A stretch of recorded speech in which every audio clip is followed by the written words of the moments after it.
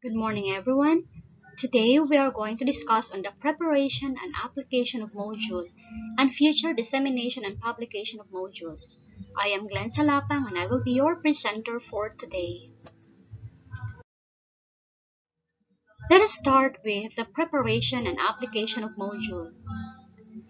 So in here, there are 5 phases that we need to consider. First, you have the design phase. Second, detailed writing of the specification for the new materials. Third, developmental phase. Fourth, dissemination phase. Lastly, we also need to consider the guidelines for developing materials. Let's proceed to the design phase. In here, there are 3 important concepts that you have to consider. First, we have the accumulated experience. So when we say accumulated experience, the writer reviews or surveys existing materials which can give useful information about the demands and the needs in the field. Next, rationale for the design. It identifies the shortcomings of existing materials to ensure that such shortcomings are not repeated in the present material. Next, we have the conceptual framework. It combines major and minor concepts regarding language learning, language teaching theories, and materials design principles upon which the material is anchored on. So these 2 concepts differ on the following aspects. So when you say major concepts, it refers to the overall principles of second or foreign language learning and teaching that will affect every aspect of the design of the instructional materials. Next, we have the minor concepts. These refer to the following: organization of languages skills to be taught, selection, gradation, and arrangement of content. Next, methodology associated with the acquisition of these skills. Next, organization for the development and dissemination of the material. On the detailed writing of the specification of the new materials, the specification includes the following: the goals of the materials, subject matter, techniques and modes of presentations, format of the materials. Lastly, we have the technical details. Now for the development phase, there are 3 steps that needs to be followed. First, we have writing the experimental materials. Next, internal evaluation of materials. Lastly, controlled tryout. So I'm sorry if I will not discuss everything thoroughly. As we observed, it was discussed already by the previous presenters. So shall we now proceed? Okay, the dissemination phase follows the following steps. First, extensive use of the new instructional materials. Next, the field evaluation of the instructional material. Now, for the guidelines for developing the materials, we need to take note of the following. First, we have the needs assessment. So it surveys and identifies the concerns of the target learners because the objectives of the material should be carefully drafted based on the interest problems and the need of the target learners. Second, we have the development of curriculum grid. So it helps material developers and teachers to know learners' needs and to decide on the content and the level of materials to be produced. Next, we have the selection of themes. In selection of themes, you also need to consider the setting up of objectives, deciding of the format. So when you decide on the format, please take note of the following. Okay, you have to be considerate on the age group, localization in which the IM is to be used, literacy level of the target client, cost of development and the use of the material, the ability of the teachers to utilize these materials, and the type of role that the material plays, like motivational, instructional, awareness building, or informative. Another is you have to consider the various format. Could it be written or electronic media? So when we say written, this refers to the booklet, flashcards, flip charts, posters, comics, games, or wallpaper. So when we say electronic media, it refers to the audio types or audio types materials or audio tapes like songs, dramas, talks, speeches, announcements, video presentation, radio and television program, and other examples. Another is you also have to consider if it is interactive formats like a CD courseware, web-based courses, or online hyperlinks, just like what we're doing in our modules. Another is you have to consider the selection and arrangement of the content, the titles and captions, and script writing. So in script writing, you have to remember that there are things that you have to consider like script expressions, inclusive language, short sentences, illustration, local language, flavor, reading flow, and the kind of or the type of language that the learners are using in their community. Next, you also have to consider the illustrations.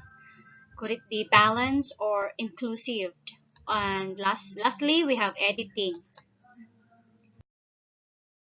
Now, since we are all teachers here, we have to remember that a teacher is the best instructional material because teaching is a total package. It is true that teacher is the best instructional material because teacher is the one who managed the classroom. As the saying goes, you are the captain of your mind and the master of your soul. So the teacher is the captain of the classroom because of molding the minds of the students to become competent and independent individuals when it comes to excellence. The master of the classroom because of proving good feedback and developing the potential of the students through nurturing their minds for the possibilities in life, using strategies or techniques that are varied to make teaching effective and meaningful. It is also a big factor for the students so that they can build confidence and have the mastery of the subject matter. So let's proceed to the dissemination of modules. So as we can see here, it is how the module is being disseminated and it really follows the steps. Now the objectives and principles of dissemination are straightforward. Like as we can see, the first step is in module dissemination, you have to enhance in teachers' knowledge, skills, and attitude. So it follows an order and it is it gives us a very detailed explanation on how it is being disseminated. So, in achieving effective dissemination in practice is often more challenging. So, a research by Fielding 2005 observed that the effective dissemination of practice is complicated by a wide variety of variable factors, including the quality of professional relationship and the organizational culture in which it takes place.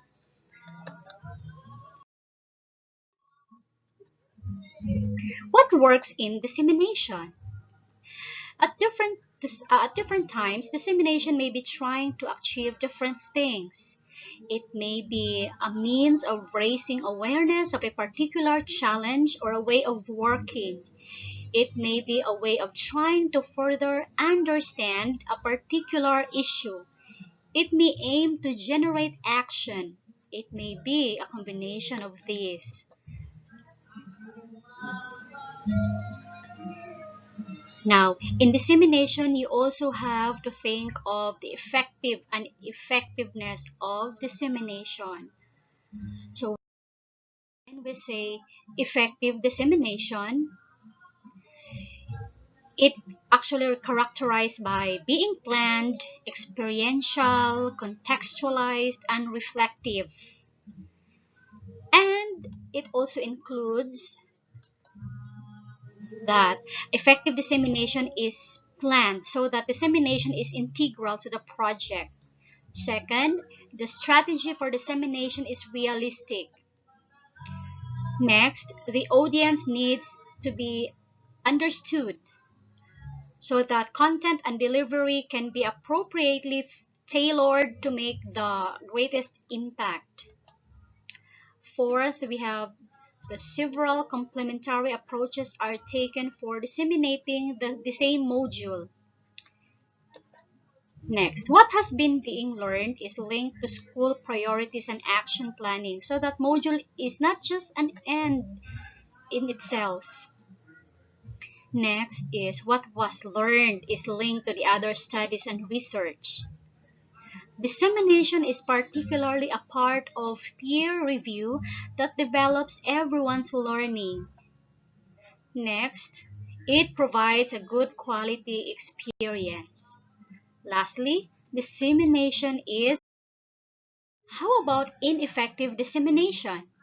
Now, when we say ineffective dissemination, it is often characterized by process that lack planning and consideration of audiences' needs, such as the following: delivered as the last item on a full staff meeting agenda when staff are tired and may be eager to leave for other commitments. Second, over detailed for the audience needs resulting in information. Next, overload only available at the end of the study or project rather than soliciting interest as it progresses. Next, monologue to passive audiences who are unable to engage with the topic, victory speeches arising from project in advantageous circumstances, leaving the audience feeling disempowered. Next, it should be based on events that lacks follow-up activities to embed learning. Okay, it imposed where staff cannot see the relevance of your own practice. Next, available only to specific audiences such as teachers, despite being relevant for others such as teaching assistants, parents, careers, and pupils. Rewarding for the best of having only senior staff to disseminate, implying that other experiences is making the modules less important. Let us now proceed to the dissemination of modules. Instructional material shall be selected to assist students in attaining the state and district learning goals and standards. Material shall be selected by Instructional Materials Committee before it will be published. The Instructional Materials Committee shall be established to monitor and implement the procedures necessary for selecting, adapting, and removing instructional materials owned and used by the team. In addition, the committee shall examine, consider, and evaluate core and supplemental materials prior to adoption and use, and present recommendations to the superintendent or the designee. Second, ensure that the process for review and selection of instructional materials is being followed. Third, facilitate the review by teachers, parents, and other interested parties of existing and proposed instructional materials. Fourth, evaluate materials and conduct reconsideration meetings when challenges of materials are not resolved at the school level. Lastly, establish and maintain appropriate screening criteria designed to identify and eliminate bias pertaining to sex, race, creed, religion, color, national origin, honorably discharged, veteran or military status, sexual orientations, gender expressions, gender identity, the presence of any sensory, mental, or physical disability, or the use of a trained dog guide or a service animal in all textbooks and instructional materials, including reference materials and audio-visual materials. That's all for today. I hope you learned something from me. Thank you.